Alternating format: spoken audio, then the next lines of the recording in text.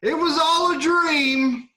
Ain't nothing but a convince me party, though. Welcome to another week of Convince Me. I am the notorious RUT, Andy Rutherford, joined as always by my co-hosts, Mr. Casey Elrod, Mr. B Squared, Brian Bennett. Gentlemen, how goes it? What's going on? It's going good. It's going. It's Monday. It's Tuesday. Yeah. It's whatever day they're listening to it on. Our Facebook watchers, and you've got your thing changed to Notorious They can't RUT. see that. It doesn't They can't show see up. that? Well, never mind. That was just to pop you guys. But now that Elrod's exposed her business, on our end while we're recording, we have name tags in the bottom corner of our screen, I guess, on each of us, and mine is Notorious RUT. I should be P. Diddy Combs. We need, Elra, me and you need fancy nicknames. We got nothing. We got nothing, yeah. I should be P. Diddy Combs. You should be Big Heady Elrod. Bennett, you've always been the great Benzino. Yeah. So, anyway, enough banter amongst ourselves. Welcome to another week of Convince Me. This could be a long episode. Hopefully, not too long. Last week's episode did pretty well. We hope you guys will continue to go support us, listening to the podcast every week, whether it's listening to us on your favorite podcasting platform or watching us on YouTube. Of course, you might be joining us on Facebook on Tuesday night, and we appreciate that. Again, we're not doing the whole show on Facebook anymore. You're going to get just a little taste of this, but you're going to have to go listen to the podcast or turn on YouTube to get the whole thing. Make sure you guys are following us on our socials. We're on Facebook, facebook.com/convincemeshow. We are on YouTube, tinyurl.com/convincemeshow. We're on Instagram, Convince Me Show. And we are on Twitter, and our Twitter handle is @ConvinceMeShow. And make sure you guys go over there and follow us there because, again, next week we're turning the reins over to you. We're letting you guys pick our topic for next week. Next week it'll be myself and Mr. Elrod. And I guess I'll just go ahead and give those topics now here at the top for our Facebook viewers that may not get a chance to get to the podcast in time. If you're listening on the podcast, the poll is up now. Be sure to head over to Twitter and vote. Myself versus Mr. Elrod next week, and your choices are option A, the NBA playoffs tipped off today as we are recording this, and your first option is one of the greatest rivalries in basketball history.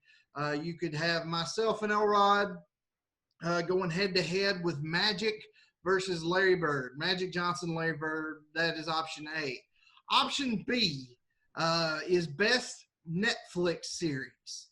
It's either going to be Tiger King or Making a Murderer, and that could be a very, very interesting topic if we get to it. Hold on. Do I get to dress up as Joe Exotic if I'm doing Tiger King? Can we do that? I get to be Carol Baskin. No, I'm going to be the dude on the jet ski. Yes. Anyway. I have no idea what you are talking about. Well, I bet it would be the perfect mediator for that one. Option C, going on CBS right now, it is Big Brother All-Stars. I've been glued to the live feeds because I'm a nerd. But I love this show. A lot of people love this show, but some people say it's not as good as Survivor. Well, if you guys vote option C, we'll argue that next week. Option C is Survivor versus Big Brother. And then option D is one that could get a little interesting, could get a little off the wall. But option D is the most likely conspiracy theory. We're all fans of conspiracy theories. I'm quite knowledgeable when it comes to, well, I won't say knowledgeable. I've heard a lot of the rumors and conspiracies involving the JFK assassination. There are plenty other fascinating ones. We could even use one that piggybacks off tonight's show if we really wanted to. So those are your four options. Magic versus Bird, Tiger King versus Making a Murderer, Survivor versus Big Brother, or the most likely conspiracy theory. Those are your 4 choices. Head over to Twitter. Again, that handle is at Convince Me Show, and let us know what you want to hear me and Elrod going at it about next week. But that's next week. Let's get into this week. Speaking of great rivalries, this week we're discussing possibly, more than likely, the biggest rivalry definitely in the history of hip-hop, maybe in the history of any genre of music ever. Tonight, we're going back to the mid-90s. Tonight, we're going back to the East Coast, West Coast rivalry. We're going back to hip-hop when it changed to morph into part of the change of what made it today, and 2 men who were essential to that transition, that were essential to what hip-hop means today. Tonight we are discussing Tupac Shakur versus the Notorious B.I.G. I will be representing Biggie Smalls. Bennett will be representing Tupac. And Elrod, tell us why you're the perfect guy to mediate this argument. Because in the mid-90s, I was listening to Garth Brooks. I didn't know who either of these 2 gentlemen were. So we always talk about how these things are going to be decided on the arguments. This, ladies and gentlemen, is truly the case where I don't know nothing about anything between these 2 men. So you both are going to be convincing me tonight, and it's strictly going to be on the arguments. Well, all right. Let's figure out who's going first. All right. So this is going to be a little bit unorthodox. Now, we're going to talk a lot about death tonight between these 2 men. I do know that. So let's talk about Tupac for a minute. He got gunned down during the Bruce Seldon-Mike Tyson fight in 96. And I assume that one of y'all is going to talk about that tonight. But let's talk about the fight for a second. Seldon Tyson had one of the shortest championship bouts of all time. Tyson knocked him out pretty quick. I want to know how quick was this championship fight. And it doesn't matter if you go over, it's closest to the number. How long was the Seldon Tyson championship fight in 96?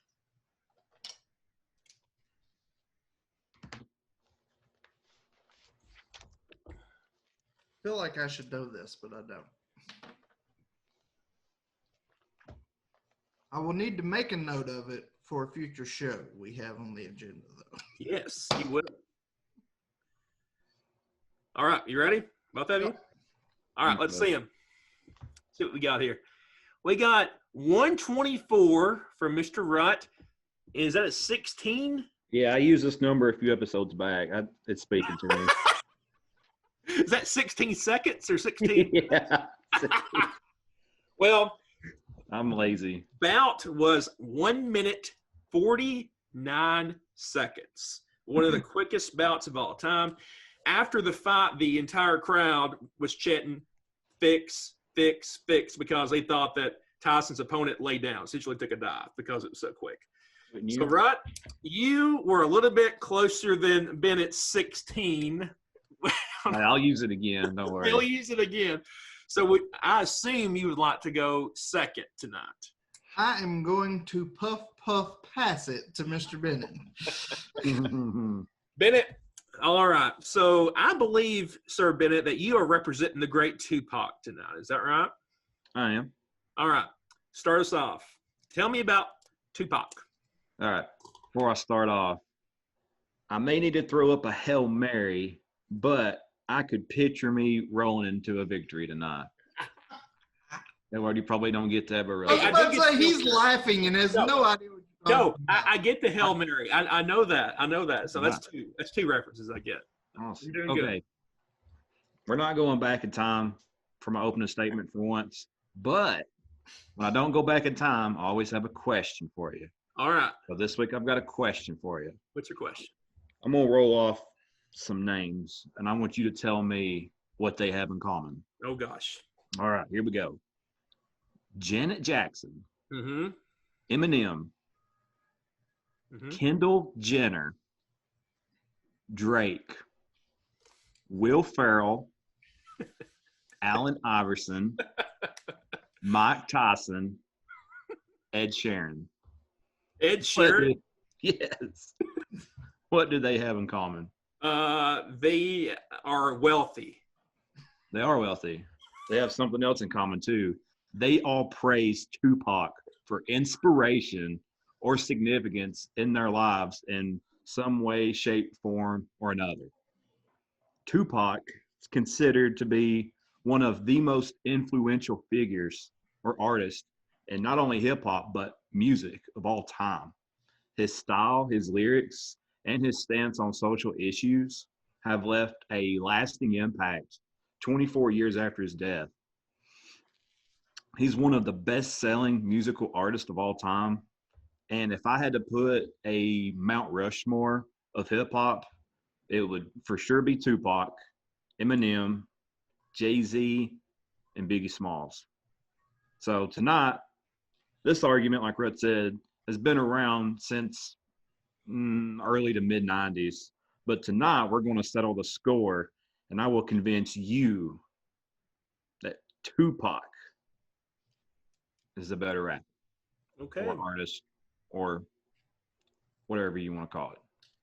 I think we're going tonight with best rapper because I got screwed. If people have watched our previous podcast and what the actual topic was for the Eagles versus, was it the Eagles? Which topic did you butcher, Andy?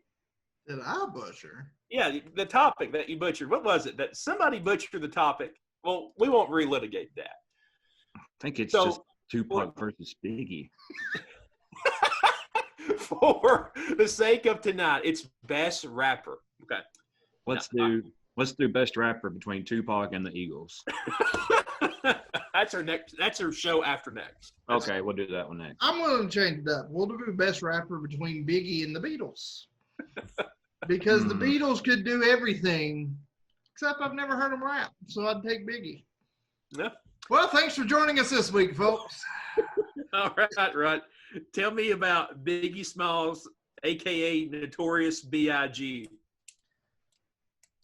Let me tell you a little juicy story, Elrod, that might hypnotize you.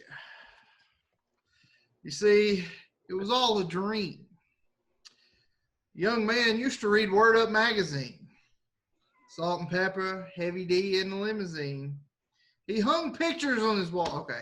You don't understand anything I'm talking about. I'm making up a song.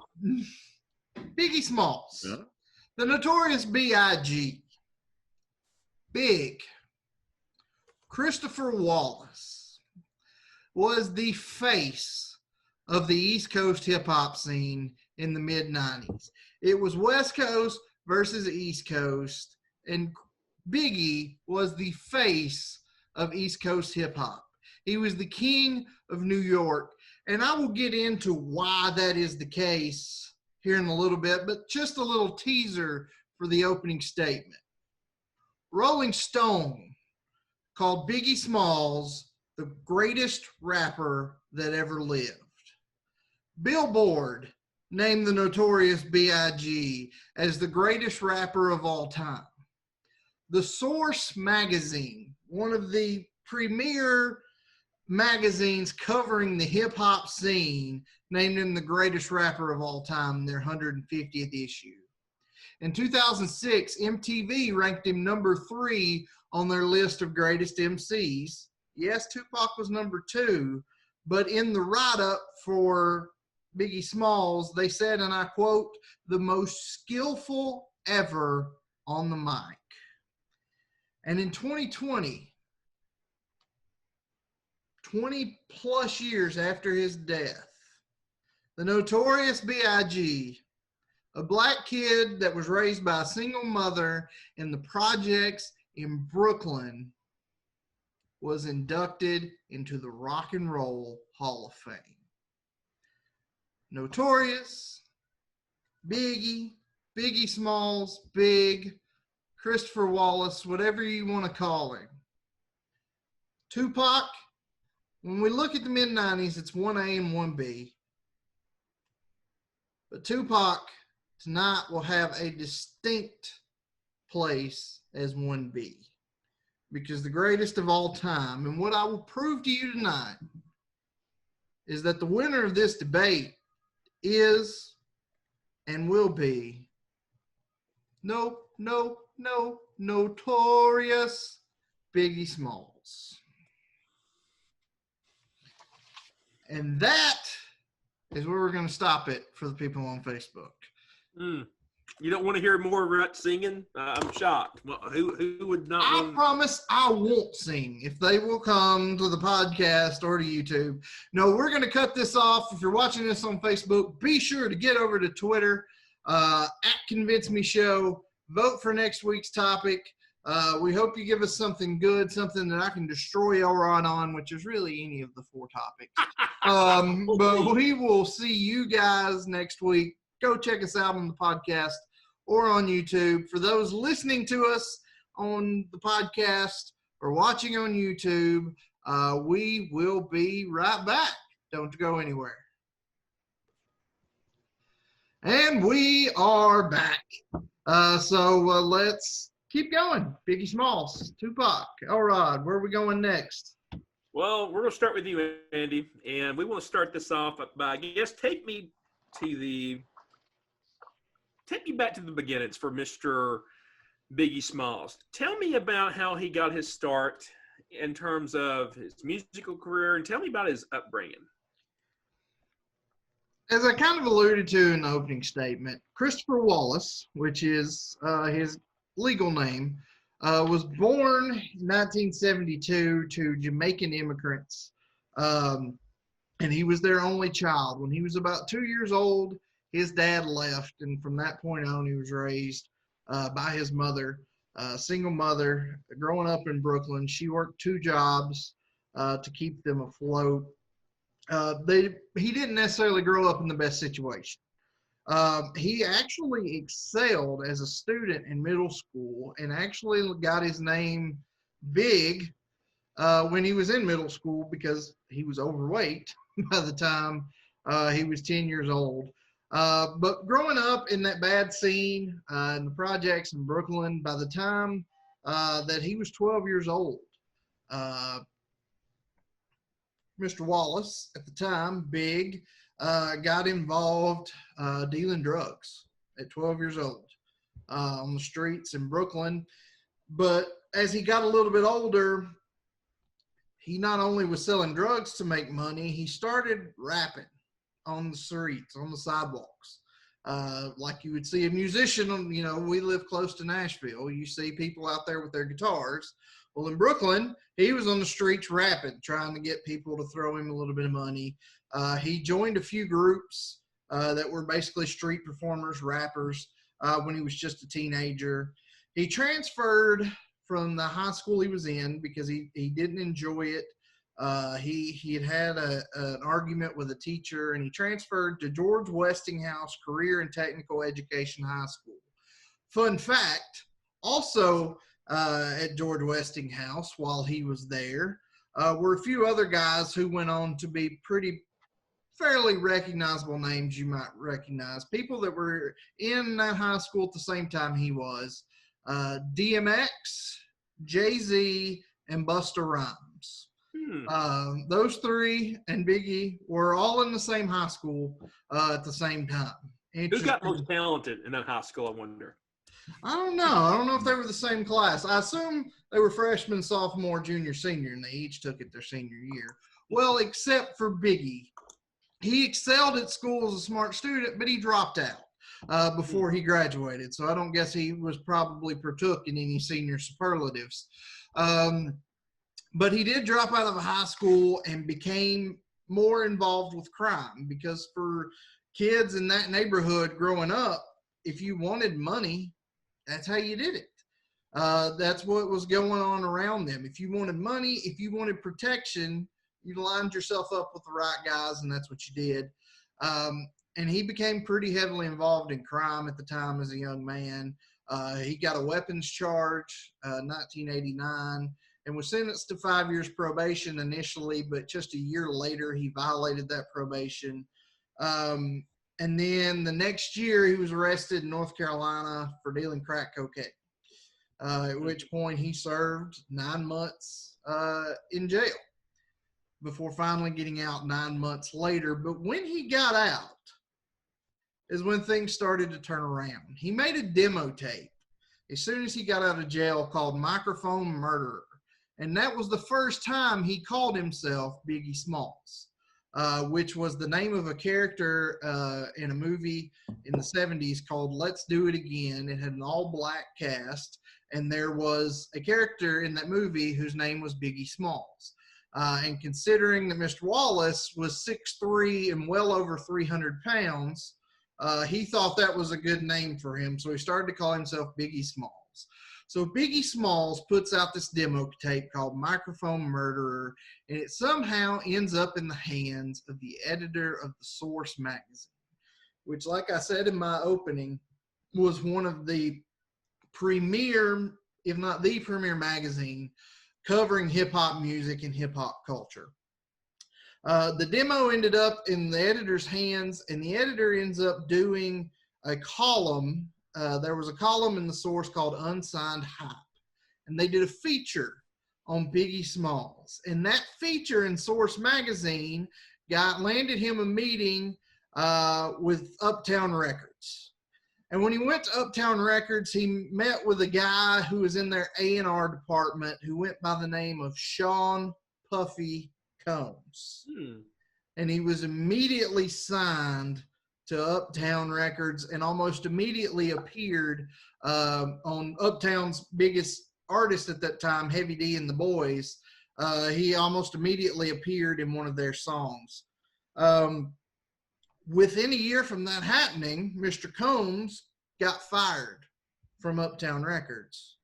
And just a couple weeks after getting fired, decided to launch his own label called Bad Boy Records. And the first person he brought with him from Uptown to Bad Boy, Biggie Smalls. He was Puffy's first client under his new label. And his first thing he did under this new label was he appeared on a couple tracks of Mary J. Blige's, who is a name today but was a huge name then. And he got in on her track, but then it kind of hit a little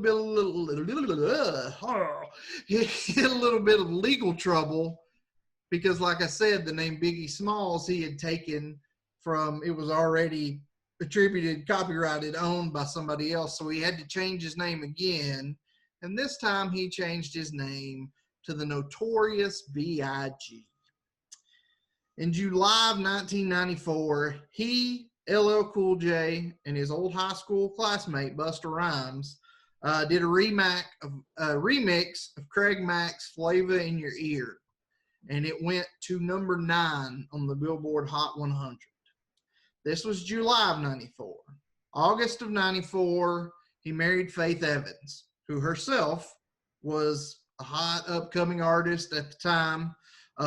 If you look at purely physical, he outkicked his coverage, we could say. And so July, he hits top 10 on the Billboard charts with LL Cool J and Busta Rhymes. August, he gets married to Faith Evans.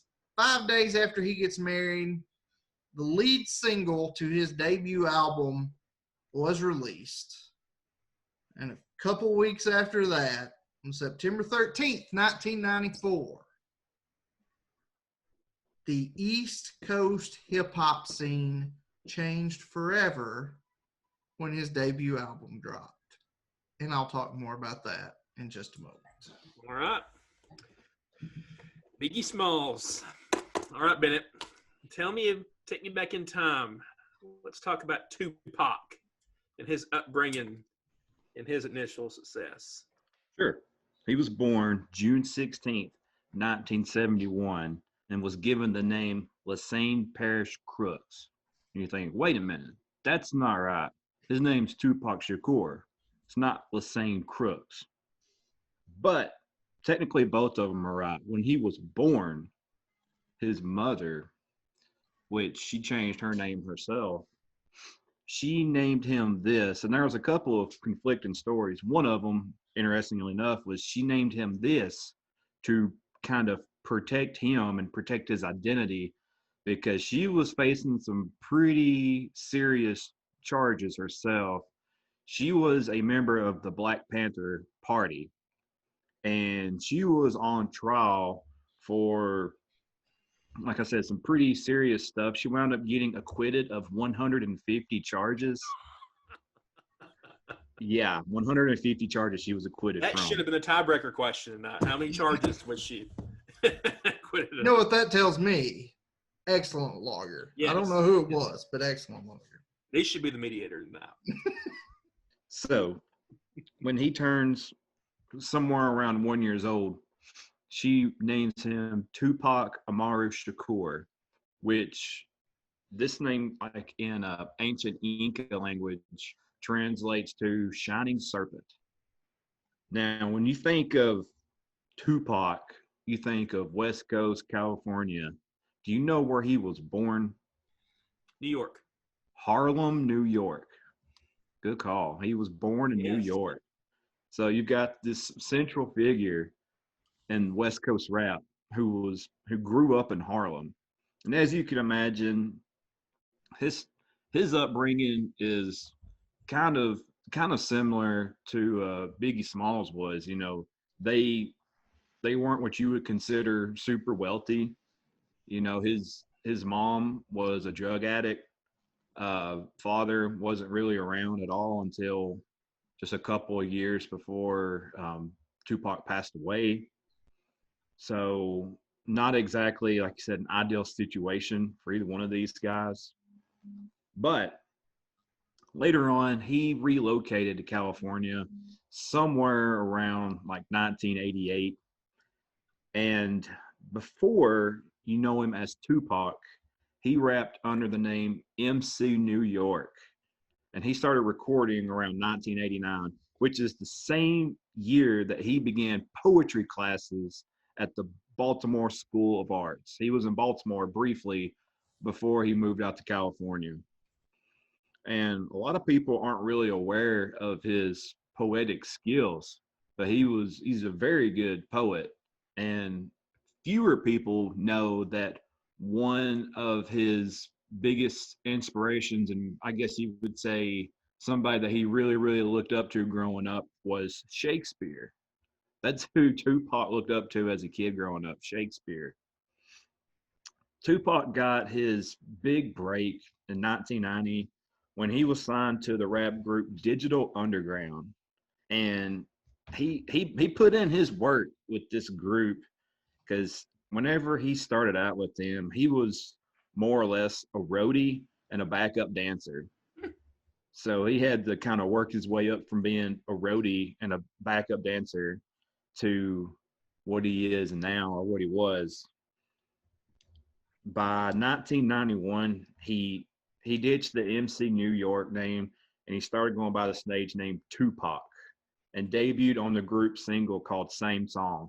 Now, this song you may have heard because it's on the soundtrack for the movie Nothing But Trouble, which stars Dan Aykroyd, John Candy, Chevy Chase, and Demi Moore. Now, that same year, he released his debut album, Tupacalypse Now. This was when he was with Interscope Records. He changed records, you'll see, 2 or 3 times. This album was certified gold, having sold around 500,000 copies. When you think about it, 500,000 record for a rap album in 1991 is not that bad.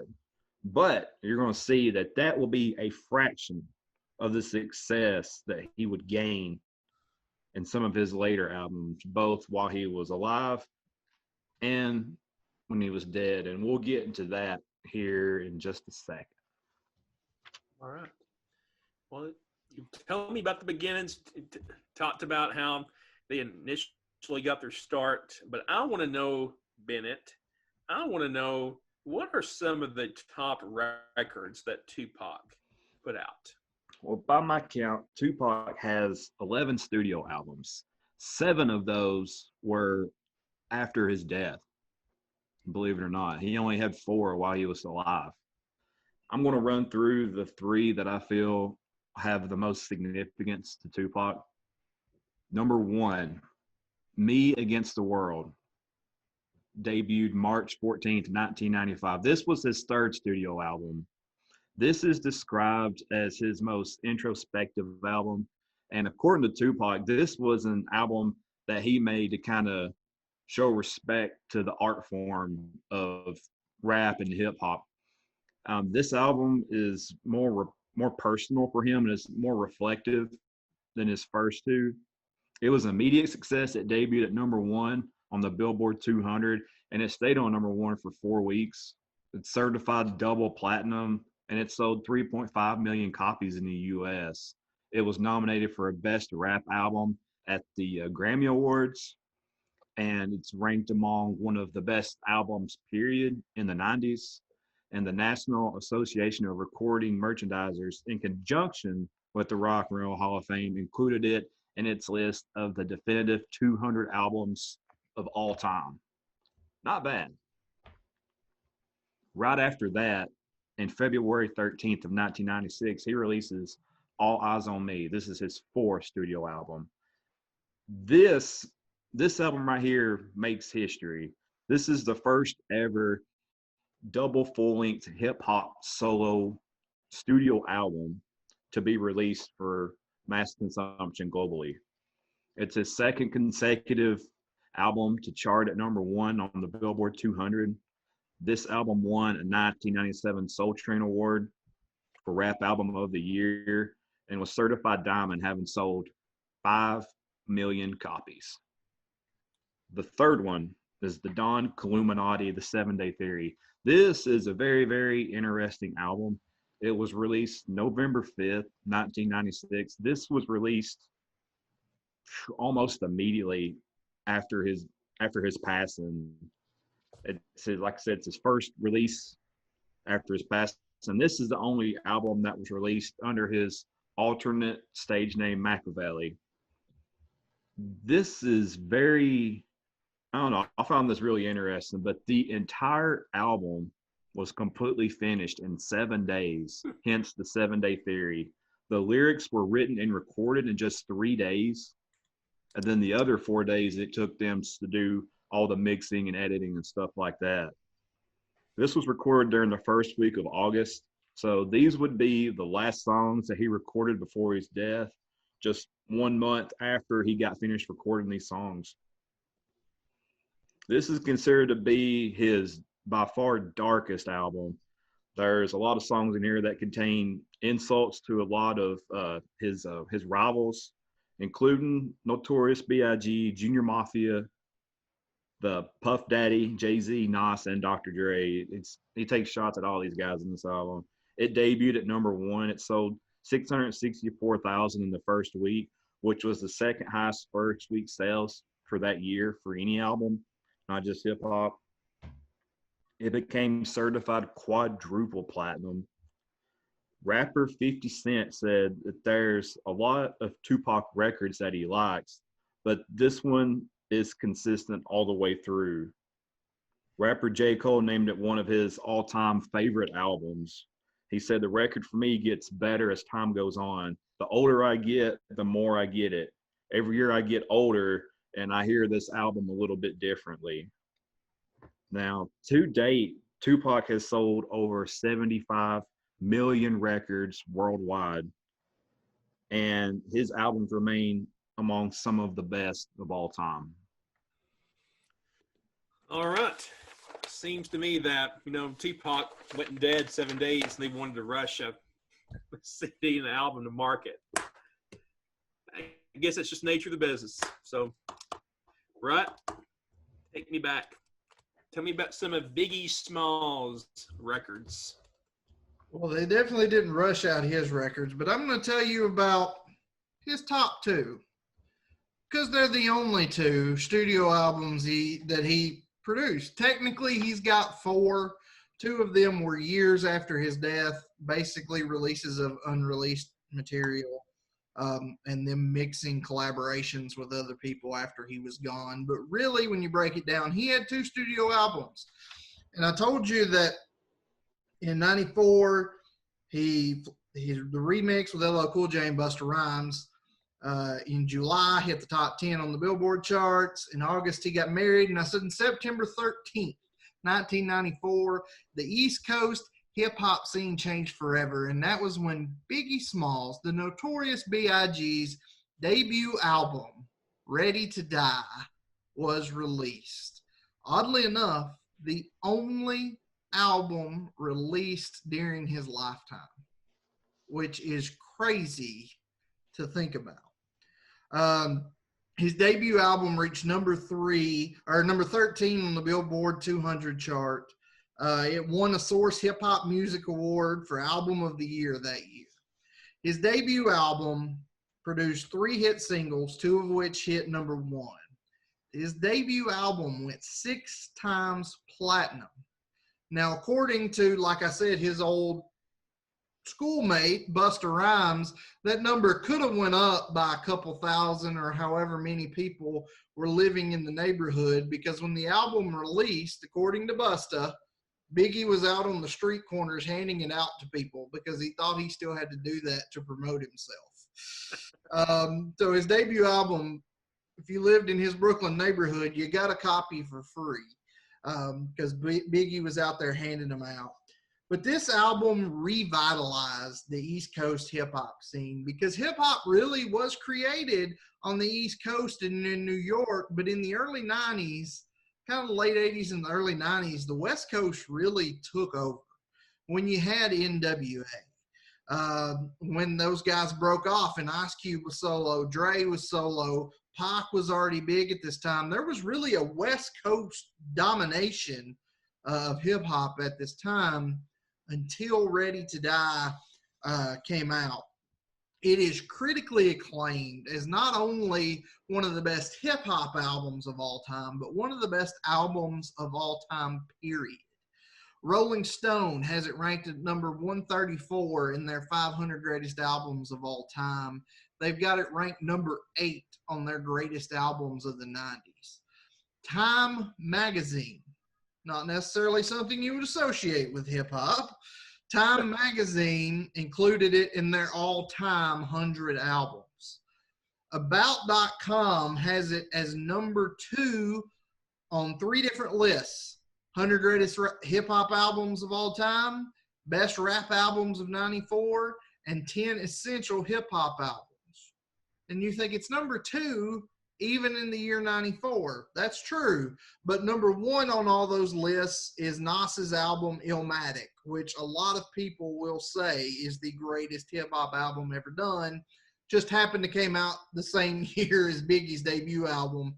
But greatest albums of all time, best albums 94, 10 essential hip-hop albums, according to About.com. Number 2 behind that is Ready to Die. It made MTV's greatest hip-hop albums of all time at number 4. Here are some of the reviews of Biggie's debut album, because what set it apart, what really revitalized the scene, was that he talked about dealing drugs and the life he lived, and a lot of rappers at that time did too, but they glorified it, of look how great this is, you know, slinging rock, making all this money, yada, yada, yada. But Biggie really told it how it actually was, how that lifestyle really was, how it wasn't all fun and games and money and women and glitz and glamour. Rolling Stone, in their review of Ready to Die, said, Ready to Die is the strongest solo rap debut since Ice Cube's America's Most Wanted. From the breathtaking visual moments of his birth to his Cobain-esque end and suicidal thoughts, B.I.G. proves a captivating listen. It's difficult to get him out of your head once you sample what he has to offer. The Village Voice said his sex raps are erotic, his jokes are funny, and his music makes the thug life sound scary rather than luxuriously laid back. When he considers suicide, I not only take him at his word, I actively hope he finds another way. The New York Times said, though drug dealing carries tremendous heroic value with some young urban dwellers, he sacrifices the figure's romantic potential. His raps acknowledge both the excitement of drug dealing and the stress caused by the threat from other dealers, robbers, the police, and parents, sometimes one's own parents.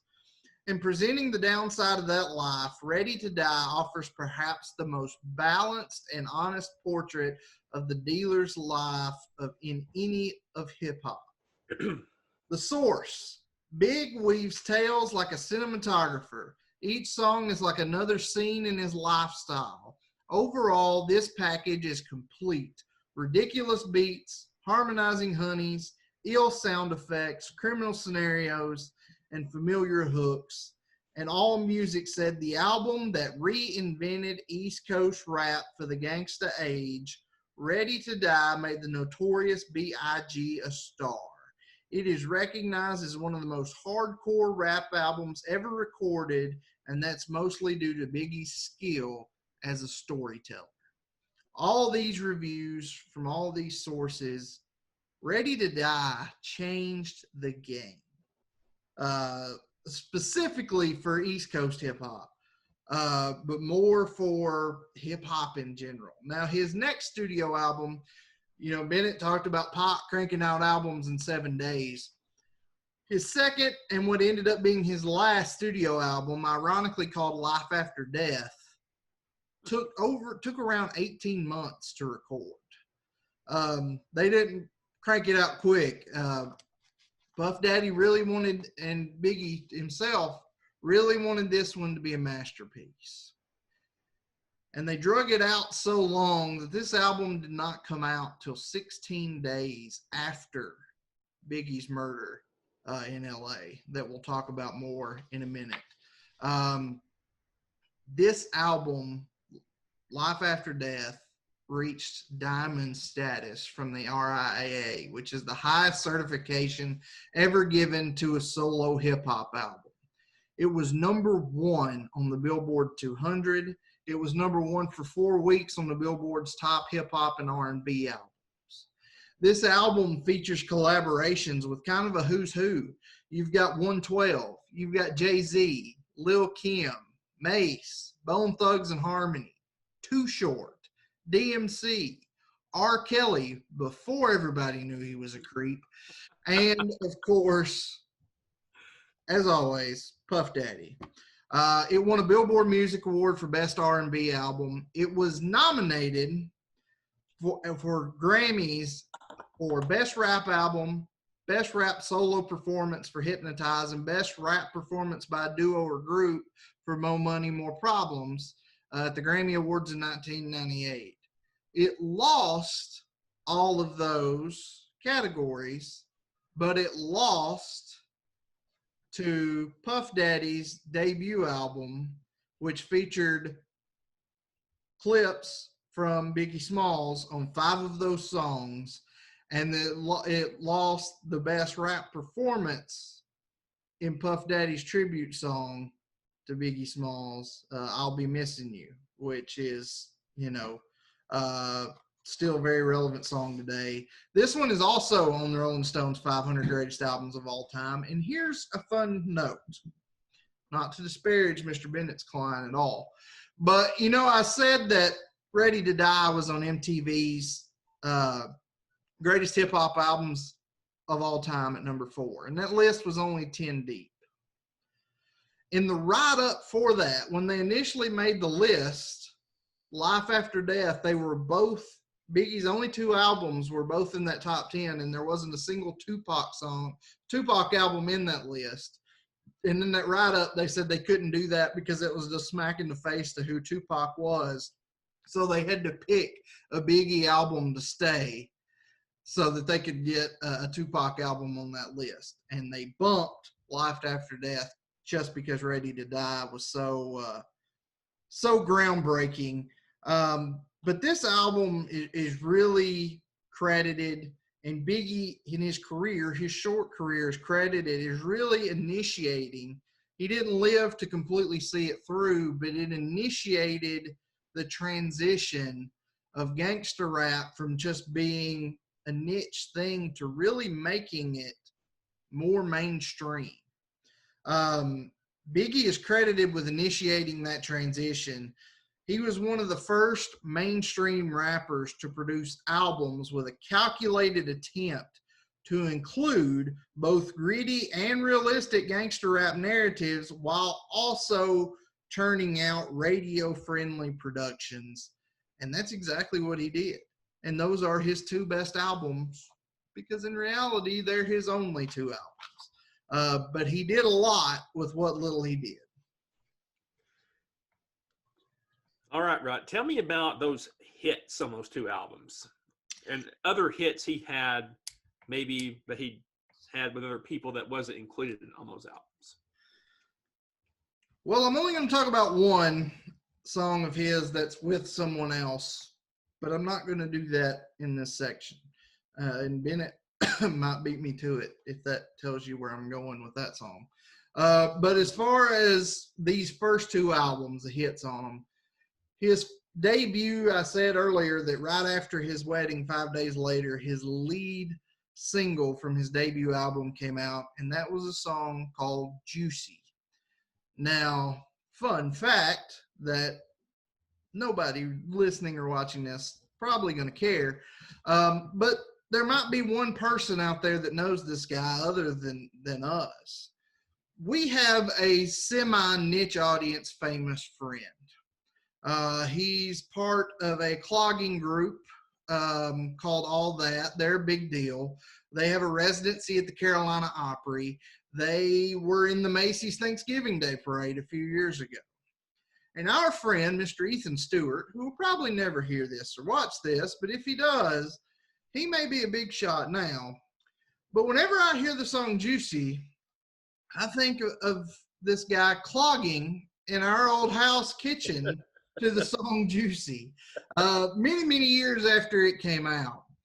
His debut single reached number 27 on the Billboard Hot 100, and it reached number 1 on the Billboard Rap charts. In single sales, it reached gold status, meaning it sold over 500,000 for just the single. It's on Rolling Stone's 500 Greatest Songs of All Time. The Source included it in their 100 Best Rap Singles of All Time. VH1 named it number 7 on the greatest hip-hop songs ever and number 1 on its 40 greatest hip-hop songs of the 90s. And the BBC also ranked it number 1 on greatest hip-hop songs of all time.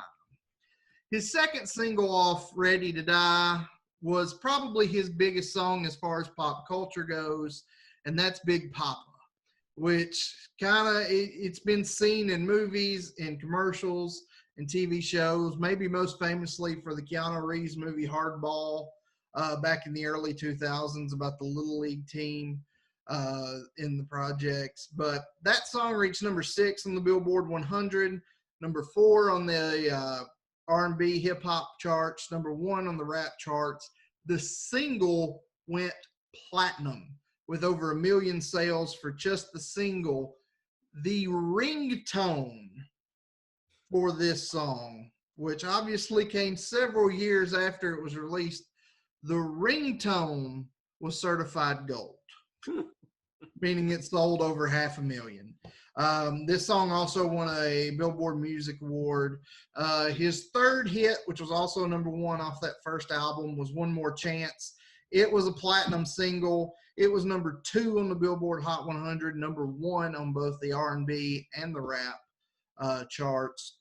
Then we move into Life After Death. The lead single off of that was Hypnotized. The lead single came out when he was still alive, even though the album didn't. But Hypnotized was platinum, hit number 1 on all 3 charts, Hot 100, R&B, and rap.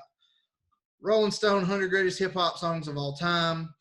It was the 5th single to ever hit number 1 posthumously for the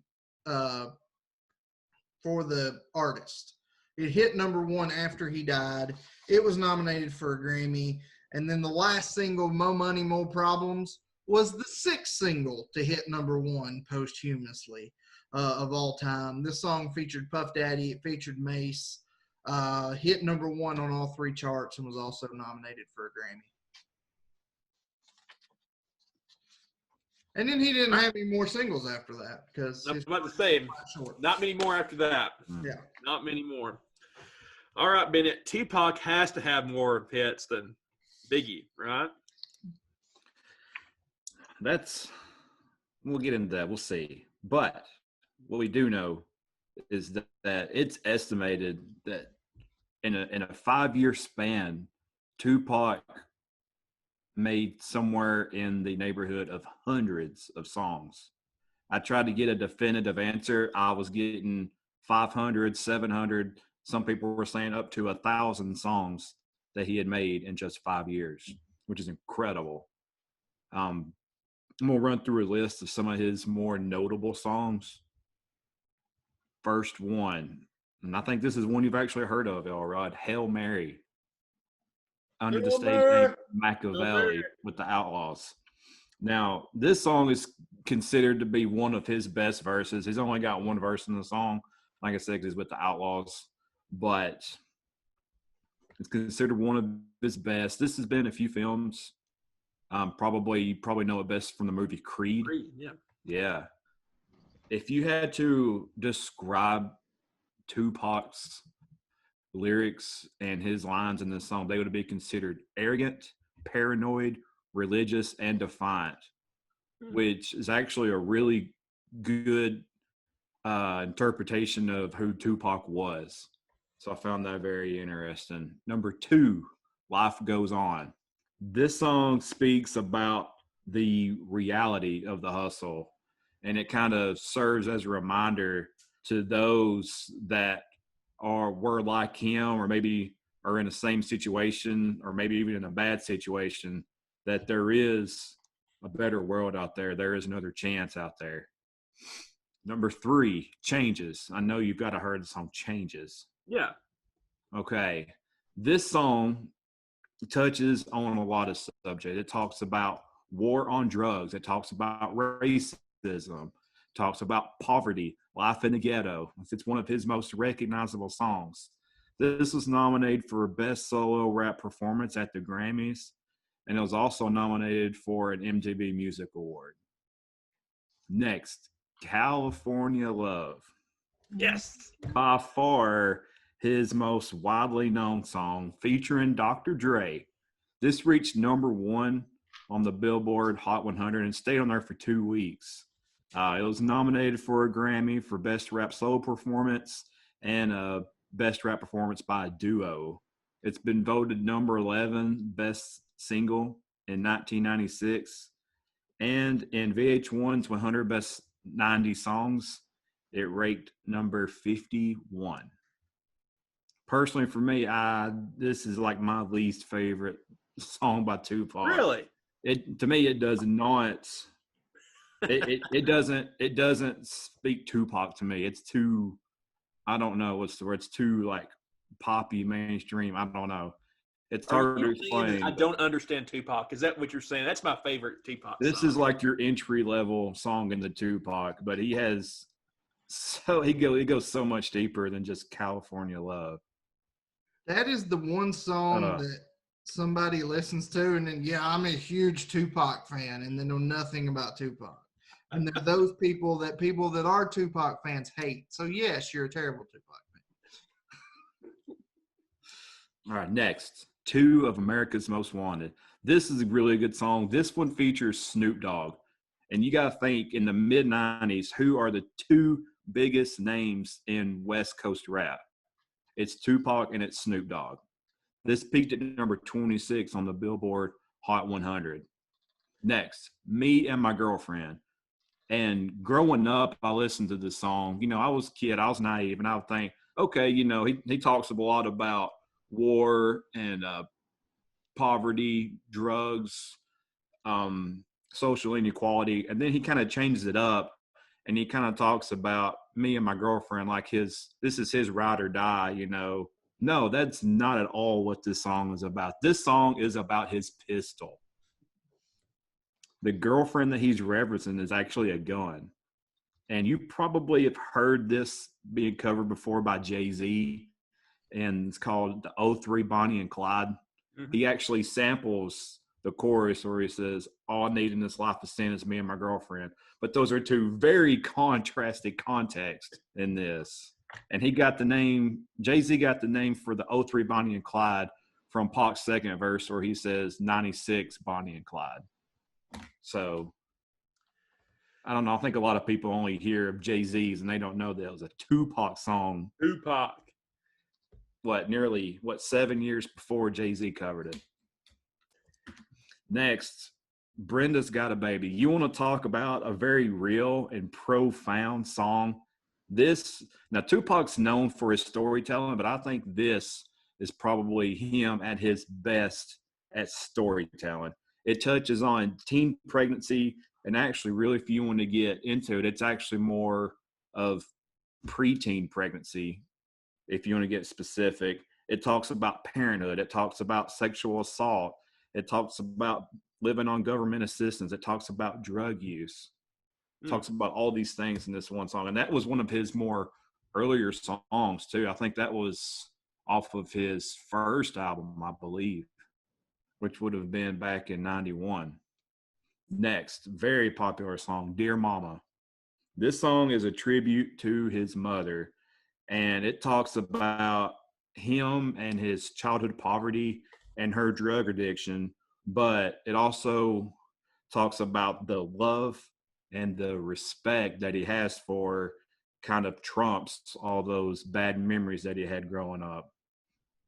This topped Billboard's rap single charts for 5 weeks and hit number 9 on the Billboard Hot 100. This single is certified platinum, and it's consistently ranked among the best of its genre. Rolling Stone ranked it number 18 on a 2012 list of the 50 greatest hip-hop songs of all time. The National Recording Registry has added this song, deeming it culturally, historically, and aesthetically important. That's how big the song is. Next, Keep Your Head Up. This right here would be Tupac's women empowerment anthem. It peaked at number 12 on Billboard's Hot 100 and is number 2 on Billboard's Hot Rap Songs. If you listen to this song, it's basically, I don't know, I think the song's 2, 3, 4 minutes long, but it's not so much even a song as it's just Tupac giving women advice and saying, hey, there's, you can struggle, you can get out of it, keep your head up, there's better days. It's pretty much him just giving women a pep talk about any kind of bad situation that they're in right now. And last song, this one I debated if I even want to talk about because it's definitely not a good look, but it does go right into our next topic, and it's called Hit 'Em Up. This was at the very peak of your East Coast, West Coast feud.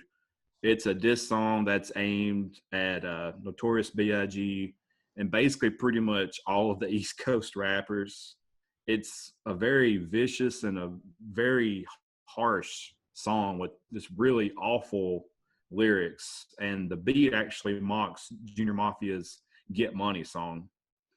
This song is widely considered by the hip-hop community to be one of the greatest diss tracks, which on paper sounds good, but like I said, it's not a good look for Tupac and what he stood for and everything that he had kind of worked on leading up to this moment. And due to its explicit lyrics and seriousness of violent intent on his rivals, words that described the song were controversial, infamous, disturbing, and brutal.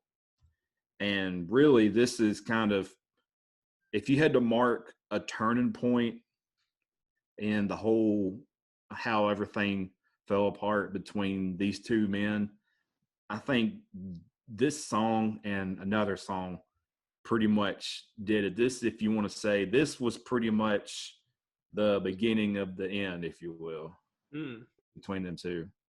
Well, that's what we're going to talk about next. When you think of great feuds in history, you think of Hatfields and McCoys. You think of Russia versus the U.S. You think of East versus West, and that's what you have here with Tupac and Biggie Smalls. So I'm going to let Rut start this off. Tell me a little bit about the feud. From my understanding of these two guys, they were somewhat friendly toward one another at one time, and it kind of divulged into just a huge feud between these two guys. So take me back in time and tell me what happened. Absolutely. These guys were friends. They were buddies. They hung out. They smoked weed together. They partied together. They were friends. But one, I thought Bennett was going to go first and would go over this, but Tupac was in New York and got called and said by another producer in the same building that Biggie and Puffy were in recording for Life After Death. Like I said, Life After Death took a year and a half of recording. But in New York, Pac gets a phone call from another producer on another floor working on another album and said, hey, I'll pay you $7,000 to come over here and lay down a track for, I don't even remember. Do you know whose album it was, Bennett? Yeah, it's a rapper called Little Sean. Yeah, Little Sean. The producer or the manager, whoever, called Tupac, heard he was in town, said, I will pay you $7,000 to come over here and lay down the track, lay down a few lines for this guy's album. Because, if you got Tupac on your album, that's going to boost your sales. Well, when he gets to the building, again, this is the same building that Puff Daddy and Biggie are in, but they don't know Tupac's there. This is the day before cell phones. It just happens to be in the same building. When Tupac gets there, he gets robbed. And he ends up getting shot and had thousands of dollars worth of jewelry stolen. And I don't know if it was paranoia or what, but Tupac was convinced that he was set up. And he was convinced that Puffy and Big Daddy, that Biggie Smalls at least knew about it if they didn't have something to do with it. He thought he was set up, and he was convinced that they were part of it. Now, Biggie to his dying day and Puffy even until today both swore up and down they had nothing to do with it. A lot of evidence suggests they had nothing to do with it. But Tupac thought they did. And he eventually, if my timeline's correct, not long after this happened is when he did his stint in jail, in prison at Rikers Island.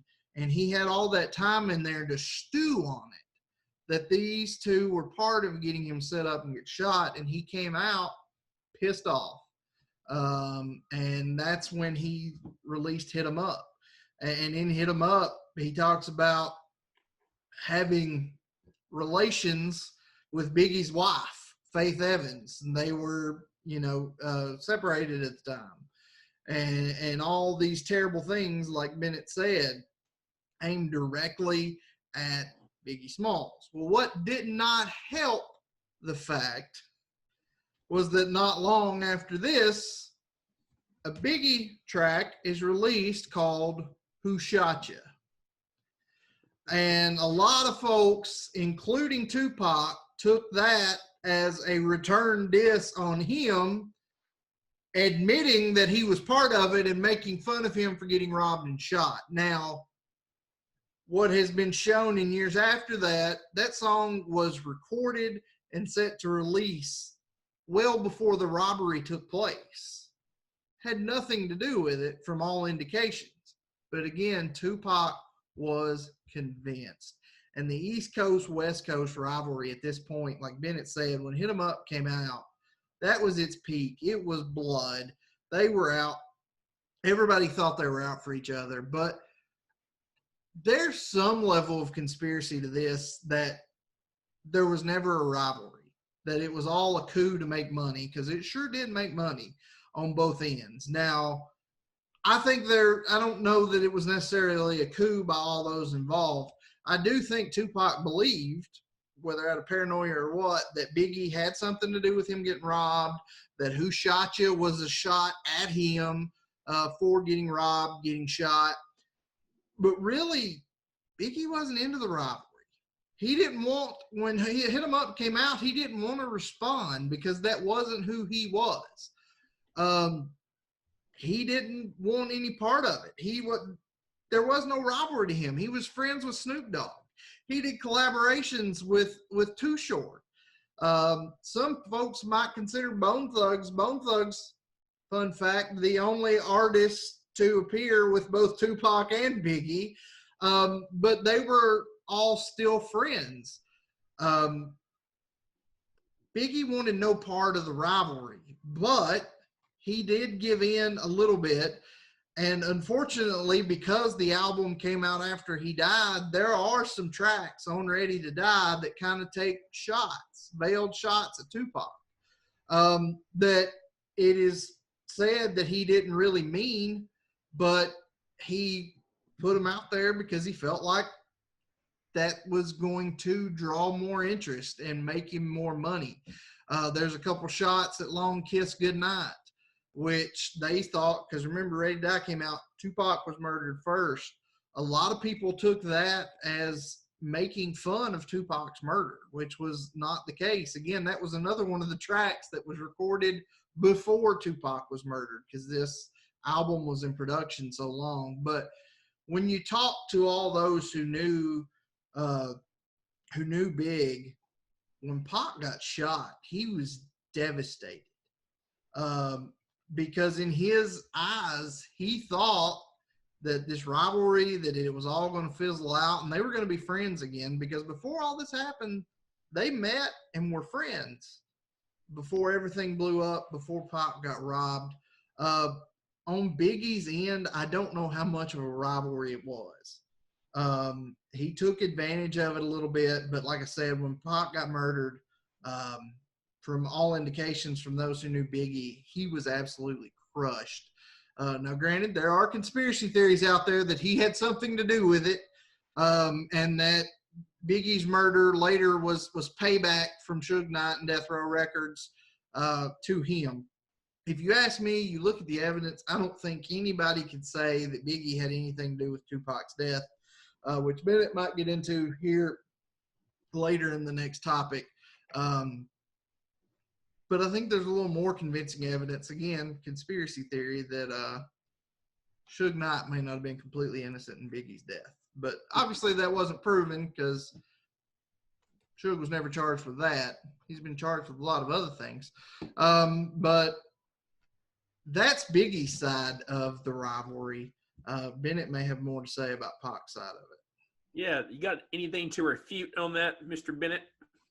I don't really have so much to refute, because I mean it's cut and dry what the rivalry was and how it started. I've got a few things to add. Before I do, I thought it was kind of fun. You know, you talked about how I love Bone Thugs and Harmony. They're one of my favorites. I still listen to them today. But how they were like friends with both, and they were in the middle. Okay, you've got Biggie, you know, on the East Coast. You've got Tupac on the West Coast. Do you know where Bone Thugs is from? Cleveland. Cleveland. Yeah. Which is in the middle. So, of course, they would be in the middle. It makes perfect sense. But these two guys, Biggie and Tupac, are forever linked by rap. And what I mean by that is rap kind of started off their friendship. Rap ended their friendship, and rap ended their lives, pretty much. Like I said, they did start out as friends. Tupac was already like a established up-and-coming star by the time that Biggie kind of hit the rap scene. And Biggie actually had a drug dealer introduce him to Tupac at a LA party, which is crazy. And there's a story of kind of how that friendship kind of started that I thought was interesting. The story goes that Biggie and some of his crew were at Pac's residence or somewhere in California, and Tupac's in the kitchen. He's cooking up some steaks, and said they were all, like Rhett said, they were all drinking, they were smoking, they were having a good time. And Pac was like, "Hey, y'all, come get it," which kind of like was like, "Hey, yeah, you're one of us, you know, come join us and eat with us." and said they had steaks, they had fries, they had bread, and they had Kool-Aid. And said that they were just sitting around eating, drinking, smoking, and laughing. And they said that's really where it all started. There was mutual respect between these two and their groups. They shared that respect for what they were doing. Biggie would even crash on Tupac's couch whenever he was in California. And there for a while, I don't know how much of this is true, but there's been word that Biggie actually wanted Tupac for a little while to be his manager. And Tupac said, no, stick with Puffy. He knows what he's doing. You're going to be a big star with Puffy. That's how the story goes. Obviously, we weren't there, but that's how the story goes. And, Rut talked about how Tupac was set up and robbed at the recording studio. And Tupac was a very paranoid person. And you could not convince him that it wasn't a setup and that, he, in his mind, he thought that for sure Puff Daddy and Biggie at least knew about or had something to do with it. He said that whenever he looked at the crew, he said that they looked guilty, but Puffy claims that they showed him nothing but love and concern. But like Rut said, he just knew that they had something to do with it. And I think what cemented this beef was when he was in jail and he was stewing on it, but Death Row Records bailed him out. I think they paid his bail, and in return, he was going to give them 3 albums. And I think there was a $3.5 million money on the table too. So he joins Death Row Records, which is a very controversial record label anyways. And I do think Suge Knight had a lot to do with all of this, as we'll probably get into. But, he joins Death Row, and Tupac's pissed off. He's mad about everything that's going on. And I do think that Biggie didn't want the beef, and Tupac did. Just, I don't know if it was a pride thing. I feel like a lot of it too was that maybe at first, Tupac was kind of serving that mentor role to Biggie Smalls.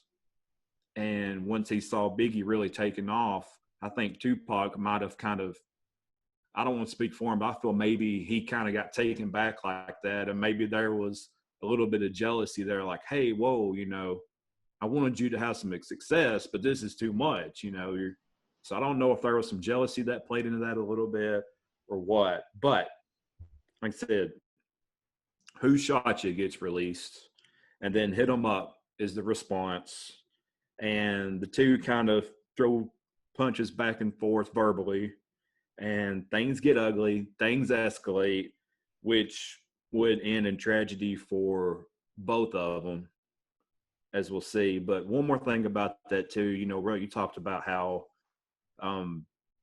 Biggie wanted to end the whole rivalry. I've seen too where there towards the very end, Pac had kind of let up a little bit on his stance, and I think had things not happened the way that they did with both of them, their untimely death, I think that they would have patched things up, that it would have been, water over the bridge eventually with time. But it kind of seemed like they were going to head that direction, but, we'll never know. Well, there's a lot of similarities between these two guys, but one thing that is very common, one common denominator that they have is both of you have alluded to this about their untimely death.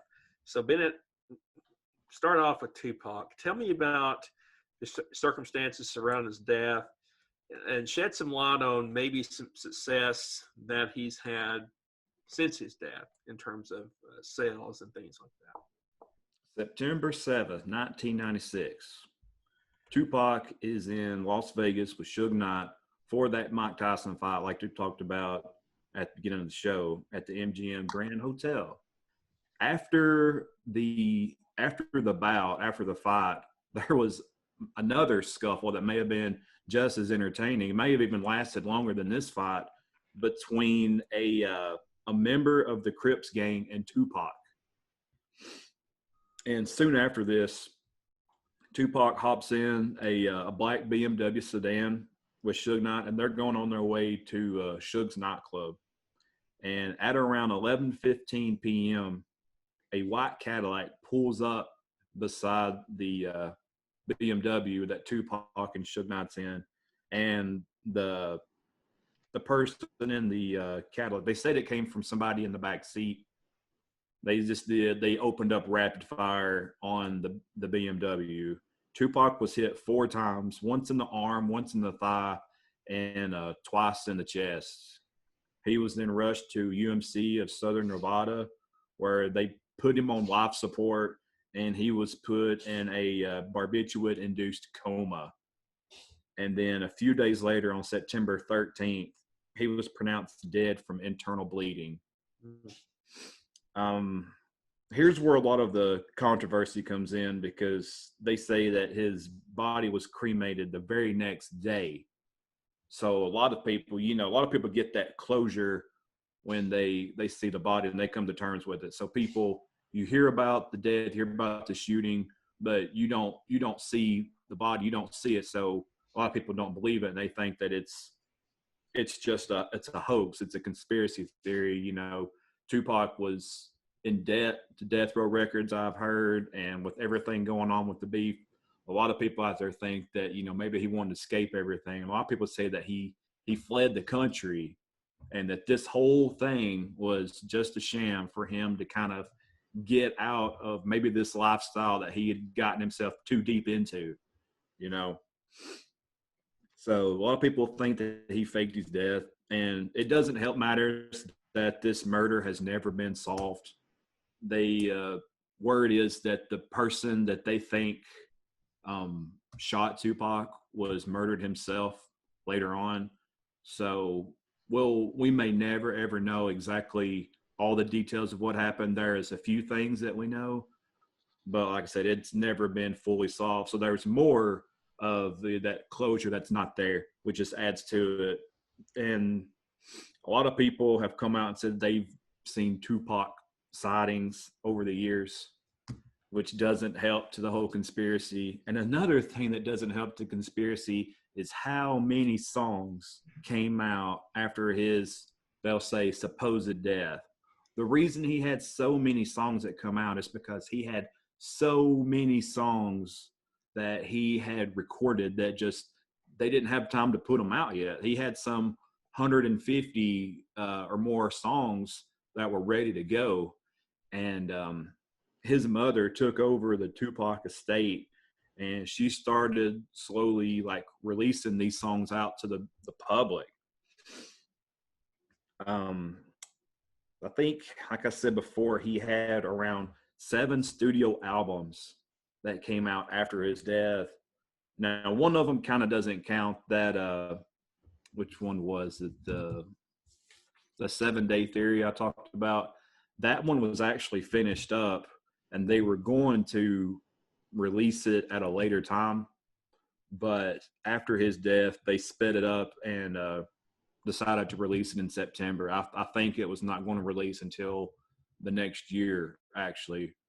So if you want to count that one as after his death, you can. So you could really say possibly 6 of just music that nobody had heard of that he had recorded. An interesting fact, all 7 of these studio albums that were put out after his death all went platinum. In 2002, 2003, and 2004, a 3-year stretch, Tupac's estate made $7 million, $12 million, and $15 million, respectively.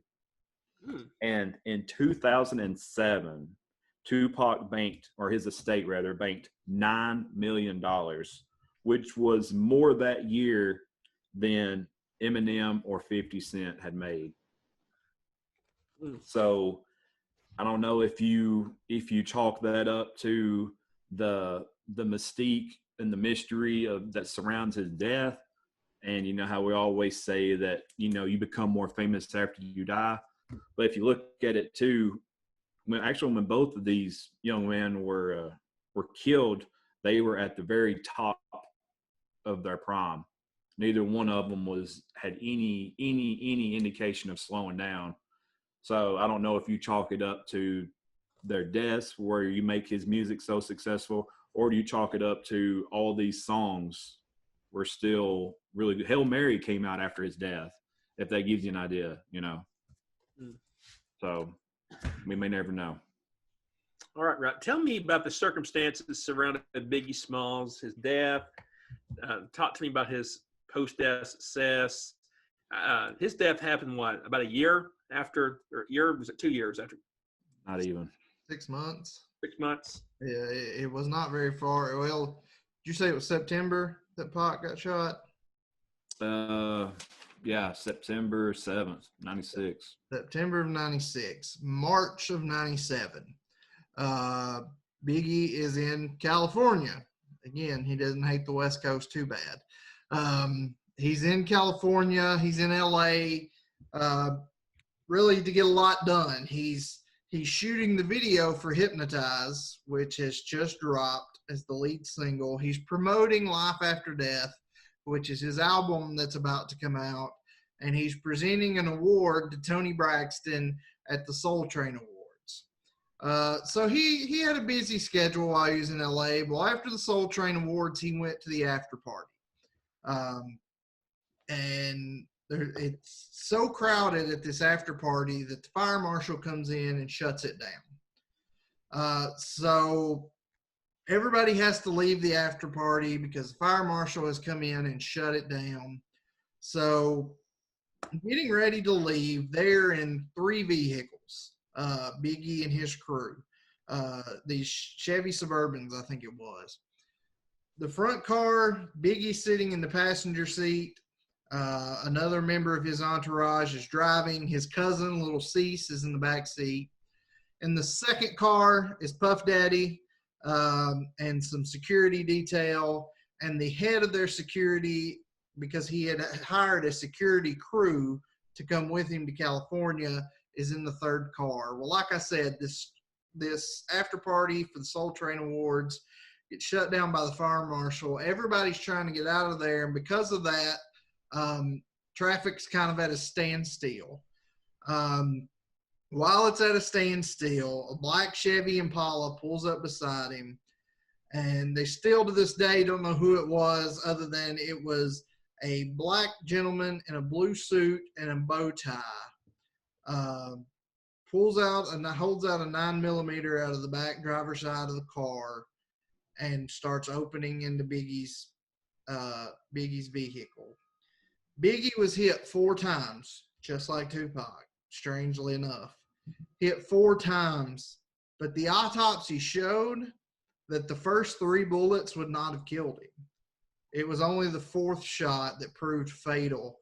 Went in through his right hip and hit his colon, his liver, his heart, and his left lung before lodging in his left shoulder. And Tupac lived for a week after he got shot. Biggie was pronounced dead by the time they got him to the hospital. Like I said, not 6 months after this happened to Tupac. As far as success after his death, Life After Death that I talked about earlier came out 2 weeks later and sold over 5 million units purely on album sales. Like I said, he had the 5th and the 6th, both 5th and 6th #1 songs in history that came out after the artist's death, both off of that album. Not long after that, Puff Daddy, as I mentioned earlier, puts out his debut album, which most of it had already been recorded. Biggie is on 5 tracks on that album. And of course, there's the big tribute, I'll Be Missing You, which is dedicated to him. There, he had a couple. He didn't have as many songs in the bank, so to speak, as Tupac did. There were 2 albums that came out after this. One was unreleased stuff. Another was clippings of unreleased stuff that they added collaborations with other artists to. Both of those came out and did decently well.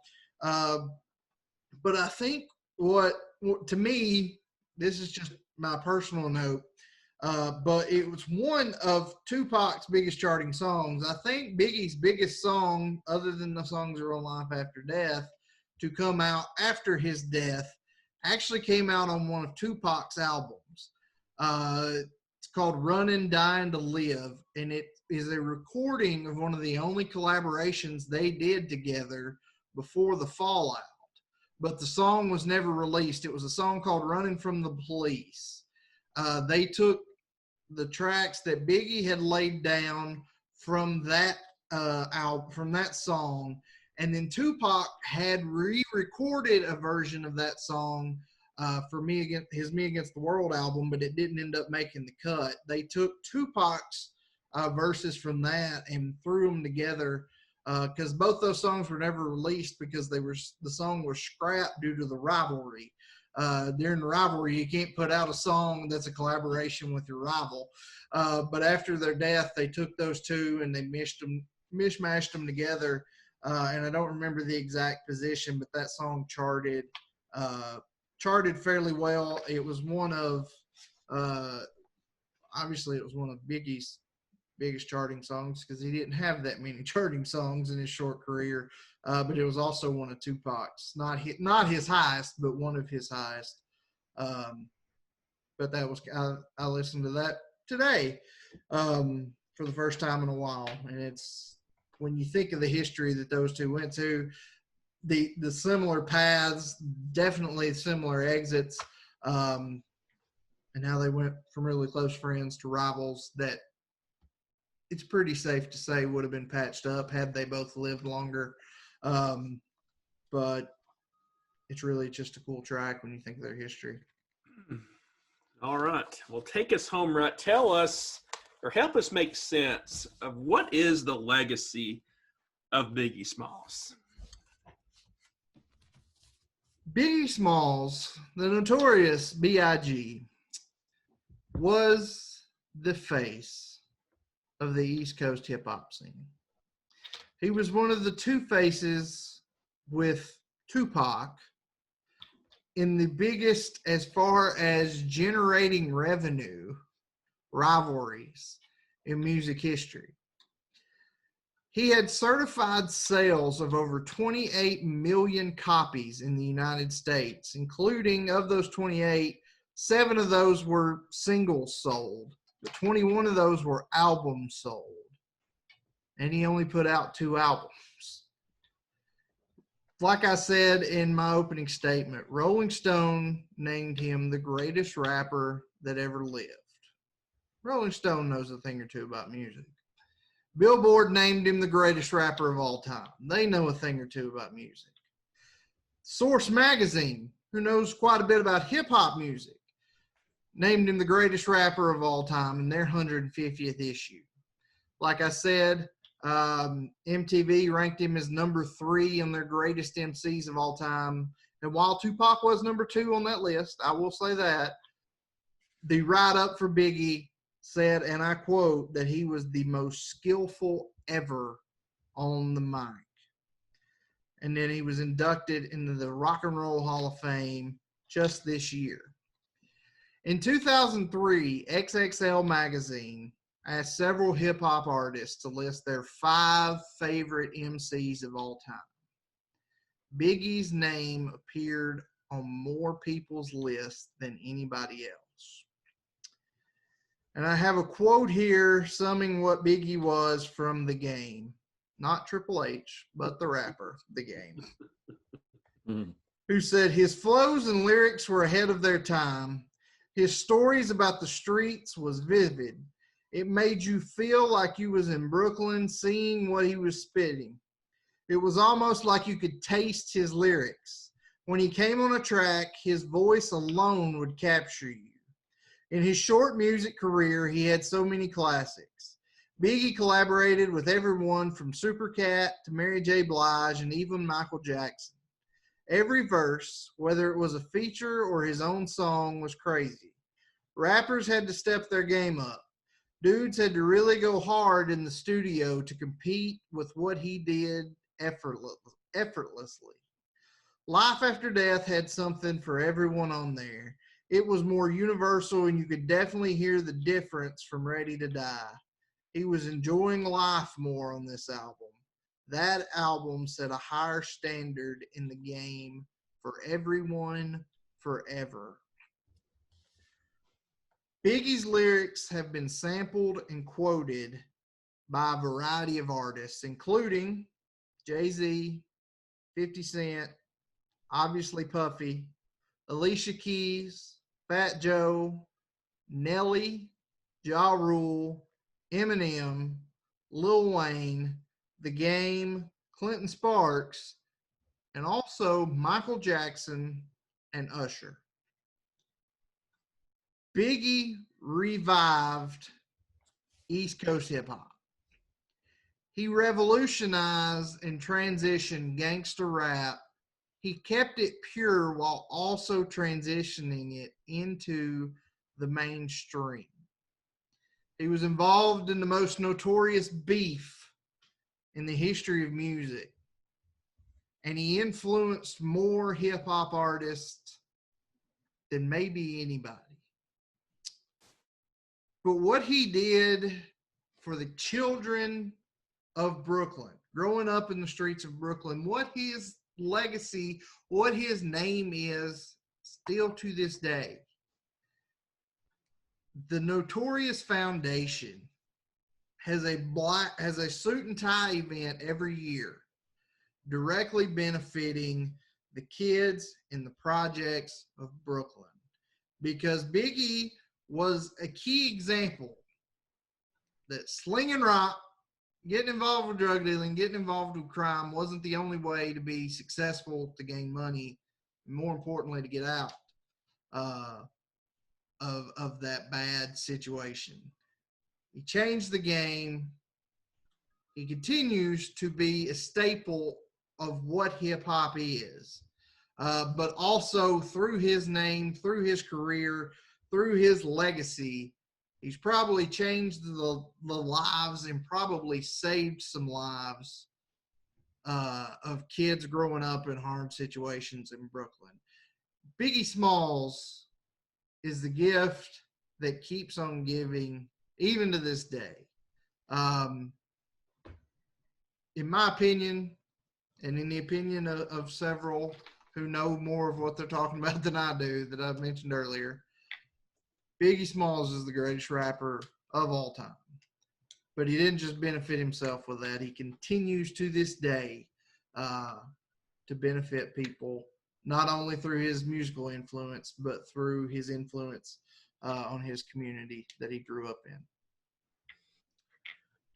All right, Bennett. Tell me about Tupac and his legacy. Well, his legacy is that of influence. Undoubtedly, he is one of the greatest, if not the greatest, hip hop influences of all time. He used hip hop as a platform to voice on subjects like racial inequality, poverty, drug abuse, living in the ghetto, police violence, women empowerment. He used all that to kind of bring that to the forefront. And he served as inspiration to those that may be going through some of these issues, or maybe you're just down on hard times. He used his music to spread awareness to all these things and other things too. He inspired not only the average Joe like us, also several artists, notably Eminem, Kendrick Lamar, The Game, J. Cole, Lil Wayne, Ja Rule. You could go on and on and on and on if you wanted to.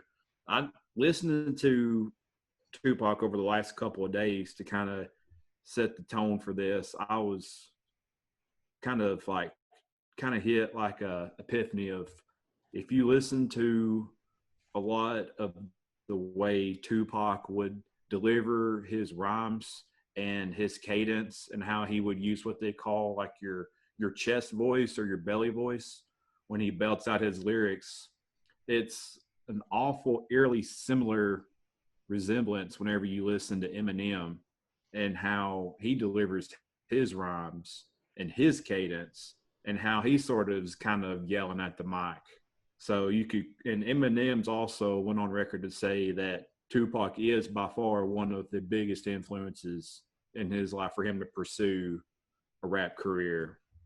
But it's not just the musical influence that he had to. Look at his trademark style. Now you've got Tupac, you might see him in a jersey and his hat on backwards or something like that. Or you might see Tupac in a very, very expensive Gucci suit, Versace suit, something like that.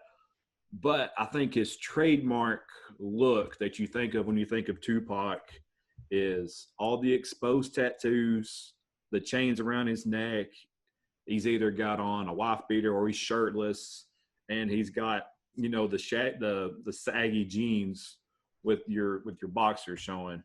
That is like his signature look. And when you think of 90s and 2000s hip hop and rap, think of how many, or even like today, think of how many people try to pull off that look. You see Lil Wayne all the time. He has that look. Ja Rule was another one that has that look. I'd even almost say Eminem for a while tried to do that look. A lot of people just wanted to be like Tupac and try to imitate that success that he had. And his legacy is also more than just the music. You've also got his poetry. There's plenty of books out there about his poetry. You can do a simple Google search for Tupac poetry, and it's pages, pages, pages, and pages of his poetry. And it's not like your silly Shel Silverstein poetry that's kind of silly, makes no sense. These are very deep and profound pieces of poetry that he's putting out that you wouldn't think came from Tupac. It's very impressive. Another thing too is he actually did some acting as well. On the big screen, his roles in Juice and Poetic Justice are just as inspiring as his music, where he was actually nominated for Outstanding Actor in a Motion Picture for his part in Poetic Justice. A little fun fact too about Tupac's lyrics and what they mean to people. In 2009, Tupac's song Changes, that we talked about here a few minutes ago, was included on the Vatican's official social media page. It was one of their 12 songs that was on their official playlist. So you've got Tupac in this playlist with people like Mozart for his song. That's pretty crazy, I thought. And also, too, we talked about a little bit about his acting. I'm going to throw it in. We talked about it a little bit before the show, but our Forrest Gump reference, Tupac actually auditioned for the part of Bubba in Forrest Gump. And, you know, I thought about that, and maybe, you know, what if, you know, in 94 he gets that part as Bubba?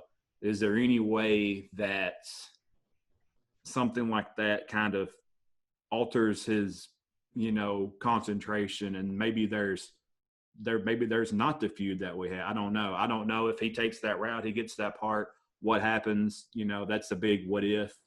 Who knows? But it's a very interesting thing to sit and think about when you're driving an hour to and from work every day, as I do. Even today, who also too didn't talk about his hologram at Coachella with Snoop Dogg and Dr. Dre. When that happened, that basically shut down and broke the internet. Think how big, huge of a deal that was. Go back and watch that on YouTube. It's actually very, very, very eerie to watch that. People were pushing for that to go on tour, and I think they would have done it, but Dr. Dre said, absolutely not. We're not taking this on the road. This was like a one-time deal, but it was very, very, that was something to see right there. That was crazy. But if you look to today in 2020, 24 years, almost to the day coming up, 24 years after his death, he still remains just as relevant. He's got 19 million Facebook likes on his official Facebook page, which is ran by the Tupac estate. His greatest hits album has been streamed over 1 billion times on Spotify, with an average of roughly around 4 million listeners every month. His most popular, I hate to say it, his most popular song, California Love, has been viewed 330 million times. On Elrod, were you one? You're probably I was a few of those views. a few million of the 330 million. That just goes to show, that, and I'm sure it's the same way for Biggie as well. These guys weren't just, faded out, and just kind of, oh yeah, I remember that guy. They're still just as relevant today. They're a huge inspiration today, just as much as they were back then. And I know that the legacy of Tupac, it goes beyond the music. Like I talked about, the poetry, and he's on the silver screen. He had actual a part for a movie coming up too that was in the works before he was shot too. So maybe he goes that route. We'll never know. But even in death, his spirit lives on through his ability that he had to inspire people and to tell people to, continue to strive for greatness. I'm going to leave you with this quote that he said. He said, "I know it seems hard sometimes, but remember one thing, through every dark night, there is a bright day after that. So no matter how hard it gets, stick your chest out, keep your head up, and handle it." Good words to live by. All right. Before we go into closing arguments, I just want to let you know I am leaning a certain way. I'm not going to tell you which way I'm leaning, but I am leaning a certain way on this argument tonight. But this is each of your final opportunities to sway me from that way. So I think you, Sir Bennett, go first. Tell me why Tupac is better than Biggie Smalls, Notorious B.I.G, whatever you want to call him, Mr. Smalls. Tell me. Well, I think what makes him better was his ability to come up with these lyrics almost on the spot. It was said that he could come out with 3 to 5 songs a day. I don't know if I talked about this before, but he wrote every single bit of his music, which is hard to fathom when you think of hundreds of songs that he has had put out over the years. His ability to speak on subjects that at the time not a lot of people were talking about. I think, Rhett talked about earlier too, how a lot of people were talking about, the high life, the good life, and the glamour and the glitz of this rap lifestyle. And Tupac had his songs too, where he talked about, having fun and partying. He had his fair share of songs about enjoying the company of women. But a lot of Tupac's signature songs were him talking about all these issues that, especially at the time in the early 90s, they weren't really brought to the forefront, like racial inequality, police brutality, sexual assault, rape, teen pregnancy, all these other things too that I mentioned. It's almost like you could pluck Tupac out of 1996, place him in 2020, and I don't want to kind of speak for the masses, but he would almost be considered like a martyr even today for his stance on how he believed in stuff and how he would use his voice in music, because people thought, Tupac was such a rebel and he had that larger than life charisma to him. He did, he acted really tough, and he had the look of a tough guy, but he had like an infectious smile, an infectious laugh. He was a very like complex person. So I think a lot of people could kind of say, oh yeah, it's cool to listen to Tupac. Then you start listening to his music, and he's kind of planting that seed about all these things that are going on that we need to change. I mean, even some of the songs that I've heard literally since I was 10 years old, that maybe they didn't really stick with me so much then. I heard the lyrics, but I didn't comprehend them. I can listen to this song, and I know I've listened to it hundreds of times, like Changes or Keep Your Head Up or some of the others. And the stuff that he's talking about, you just kind of sit back in your car or whatever you're doing, you're like, dang, like what he's saying, just kind of makes you just kind of stop for a second and reflect on yourself and your surroundings. So even though I think Tupac was a really good rapper, he was able to deliver his rhymes definitely well. One thing that Tupac did very well that not a whole lot of rappers can do was what they call layering, where you kind of change up your cadence in your voice. Like one song, I know I'm going to butcher this, but it's kind of where you will extend some of your words or your vowels. So even like in Dear Mama, he's kind of not so much rapping as he is talking, and then he gets to certain parts and he'll be like, even as a black queen, mama, you always, or even as a crack fiend, mama, you always were a black queen, mama. Just the way that, and he would do that a lot. And so I think that even though maybe there are rappers who rap faster than him or better than him, I think it's his ability to use his voice to inspire others. That's what makes him a truly great rapper and the best rapper, in my opinion. All right, Rut, take us home. Why is Biggie Smalls the better rapper than Tupac? Biggie Smalls did more with less than maybe any artist ever. 2 albums. 28 million sold. 2 of the most definitive albums in the history of hip hop. He is the most quoted MC ever. And he created hip hop anthems that still stand to this day, that still penetrate pop culture today. Maybe not California Love level, but his songs that his fans actually liked. Because there's a lot of Tupac fans that aren't fans of California Love.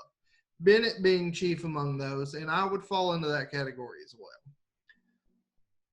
I've said it a bunch of times, but he was the face of a movement. He revitalized the hip-hop scene on the East Coast. He transitioned gangster rap, which was a niche, to a mainstream audience. Think of one of the biggest music producers, celebrities that we have today. Puffy, Puff Daddy, P. Diddy, whatever you want to call Mr. Combs. He helped make Biggie,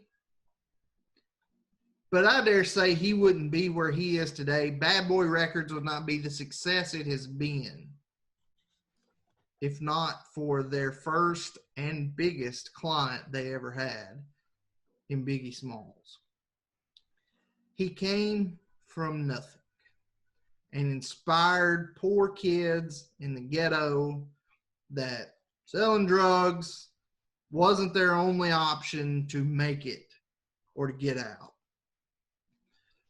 In his music alone, he was the complete package.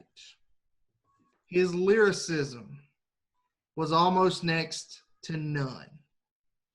Pac was up there. They're probably pretty even, but I think Biggie gets a slight edge. His lyricism was next to none. His flows were next to none. They weren't almost next to none. They were next to none. And the realism he brought and his storytelling. This is not disparaging Tupac at all, but especially when you look at some of Tupac's stuff like Hit 'Em Up, it's him angry, it's mad, it's his explosion, what's saying on his mind. Now, he also had songs that told stories. Brenda's Got a Baby, that been alluded to earlier. But Biggie's ability to tell stories and provide realism and provide me, a middle-class, fat, very white guy from Tennessee, to feel like I know what it was like to stand on the corner and sell crack cocaine in the early 90s in Brooklyn, because of his ability to show you how real it was. And other rappers of the time made it sound like it was this great life with all this money, but Biggie showed you that it wasn't all fun and games. And he made you feel it, he made you see it through every part of his life. At the end of Ready to Die, he has a song called Suicidal Thoughts. That was basically telling the thoughts that went through his head. He had those moments. Mo Money, Mo Problems is a story of how he's got all this money now, but life isn't necessarily completely grand because he's got all these problems he never knew existed before he had money. His realism, his storytelling, his lyricism, and his flow are the reason that Rolling Stone, Billboard, The Source, and the Notorious R.U.T. should convince you, Mr. Elrod, that Biggie Smalls, the Notorious B.I.G., Biggie, Big, Christopher Wallace is the greatest rapper of all time. All right. First of all, I want to start off by saying I'm kind of disappointed, especially with you, Rod, that you have Biggie Smalls and you don't mention the best South Park episode of all time where he was featured in that episode. We'll talk more about that in a minute. I want to just go back and show you how I did take some very good notes now. I was paying attention to that, just so you all can see that. I was taking very good notes. And this is how I scored the bout tonight as your referee. It's no secret that both of these men had sort of the same upbringing. You know, both of them came from broken homes. Both of them really had crazy odds when you look at the success that they had. I do like Tupac's story a little bit better just because the story about his mother being able to beat 150 charges is pretty phenomenal. And the lawyer in you can't help but appreciate it. That's right. That's right. Let's talk about the meat on the bone here. Let's talk about the records. I think that Biggie Smalls may have had the better or the best album, singular, between the two. But I believe that Tupac, I mean, he had more albums. I think he had the better collection of albums. So I think the album argument is a wash. He had more albums. Better album was Biggie Smalls. So that argument is a wash. That's not fair, though. I know. Would But have had more. life isn't fair, right? Life is not fair. Ask Tupac or Biggie Smalls. They'll tell you the same thing. Hits. Now, this is where Tupac, I know he put out more albums, but I believe he's got much better hits overall than Biggie Smalls. We can talk about Juicy and Big Papa, but if you go down the list, there's no argument that I see that Tupac doesn't have better hits than Biggie Smalls. You got something to counter that with, right? Yeah, Biggie had 4 number ones. Yeah, but the list for Tupac is larger.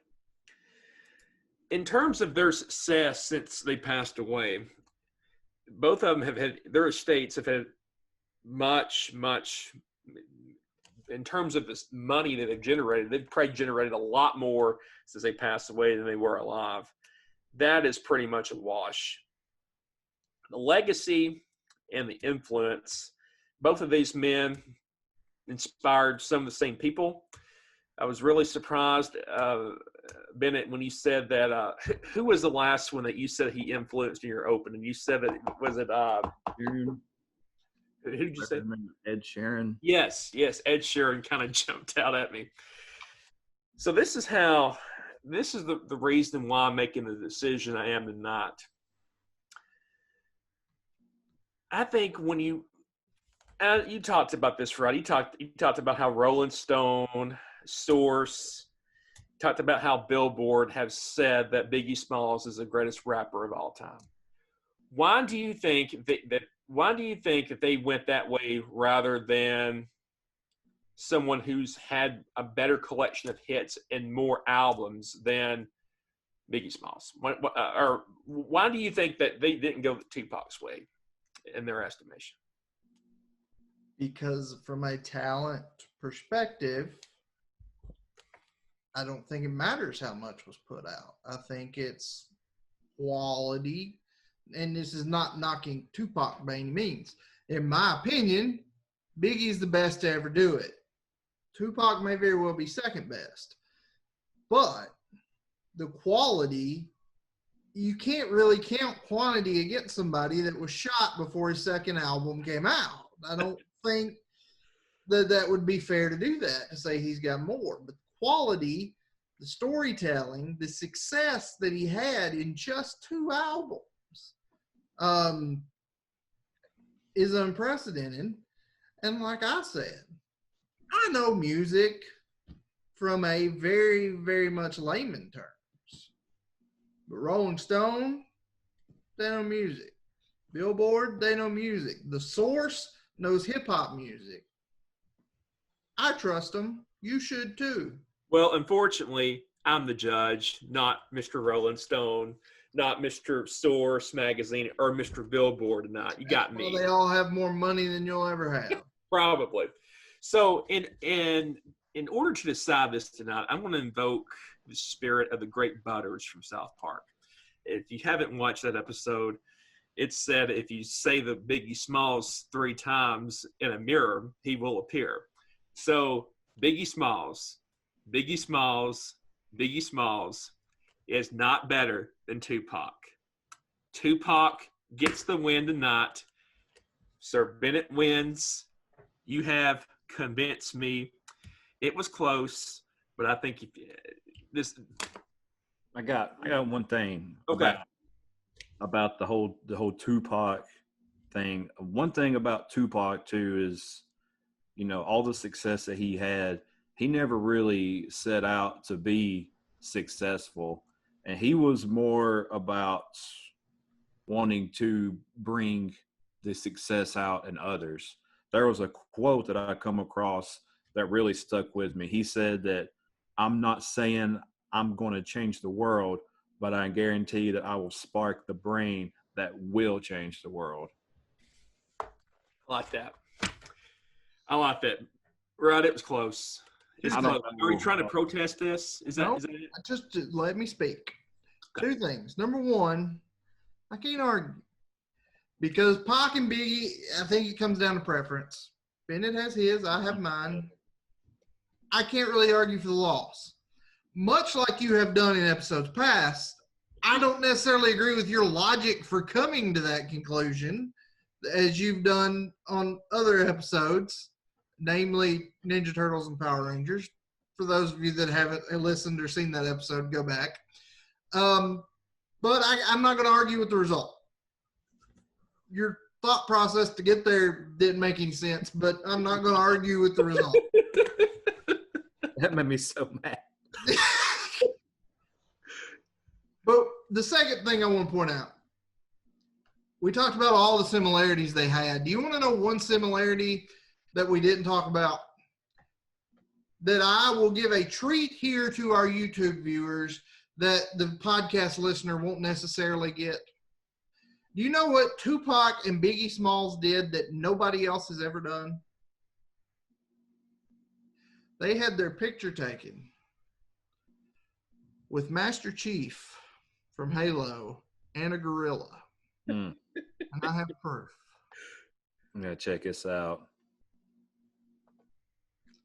There it is. You've seen Biggie Smalls, Tupac, Master Chief, and a gorilla. That happened. They squashed the beef. They squashed the beef several years after their death. But to prove that myself and Mr. Bennett are indeed fans of these men, what year was this, Bennett? Do you even remember?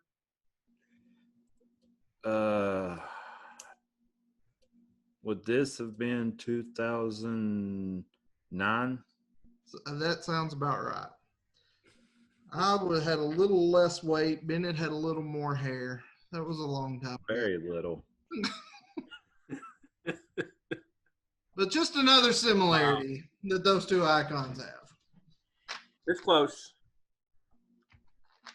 Shout out to Hayden, Master Chief Holloman, and Brad Gorilla Reevely. You know, and it makes you think too, what would have happened if things didn't turn out the way they did? What kind of music did we miss out on from both of these guys? They were both in their prime. You know, what would they be doing now? You know, I thought about that earlier, and here's crazy theory on my part. And I can't really tell you what Biggie would be doing. He may have called it quits and be sitting on a stack of money somewhere on a mountain. You know where I think Tupac would be doing now? I think he would be in that Ice Cube role. I think he would have shifted to movies more. I thought about And that. still done some music. He still would have done some music here and there, but I think he would have shifted to movies more. I seen him doing more movies because he was starting to get into that. And I also see him too as maybe being like an activist for today. He might have taken on like that Martin Luther King role in today's time. Could have. Also think he would have had his own studio, because if you watch All Eyes on Me, which I haven't seen all of, but it was on last night and I caught part of it, ironically enough. Go figure. Once his 3-record deal was up with Death Row, according to that movie, I don't know how accurate it is. I assume there's some validity to it. He wanted to start his own label. Suge wouldn't let him out. Surprise, surprise. Suge Knight Bad dude. I won't say anything too bad about him. I don't want him coming after me. But, you know. But anyway, that'll do it. Elrod says Tupac. Bennett says Tupac. I say they're both wrong. I say Biggie's the GOAT. What do you think? Let us know. But at least for tonight, for this episode, Bennett has convinced Elrod. Yep. In some way that made absolutely no sense, but it convinced him nonetheless. Gentlemen, any parting words before we sign out of this bad boy? Looking forward to next week. It's going to be fun, no matter what the topic is. It's going to be fun. It's going to be fun giving you another loss. 2 in a row. Yeah, we got our Forrest Gump reference in. Definitely one of my favorite episodes. This is something that me and Rudd have debated for years and years and years. At the end of the day, though, we both love them both. We just each have a preference. So don't forget, go to Twitter, @ConvinceMeShow. Vote for the topic of next week's show. Magic Johnson versus Larry Bird. Tiger King versus Making a Murderer. Survivor versus Big Brother. Or what's the most convincing conspiracy theory? Whatever you guys pick is what we're going to do next week. We will see you back here. For Mr. Elrod, for Mr. Bennett, I'm the Notorious RUT.